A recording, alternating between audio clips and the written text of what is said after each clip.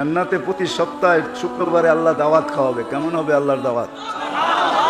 হ্যাঁ, মনে হয় না? বলে হ্যাঁ, প্রতি শুক্রবারে আল্লাহ দাওয়াত খাওয়াবে। এখন জুমা পড়তে যাই, ওই সময় জুমা পড়তে যাব না, আল্লাহর সাথে সাক্ষাতে যাবে, আল্লাহর দাওয়াতে যাবে।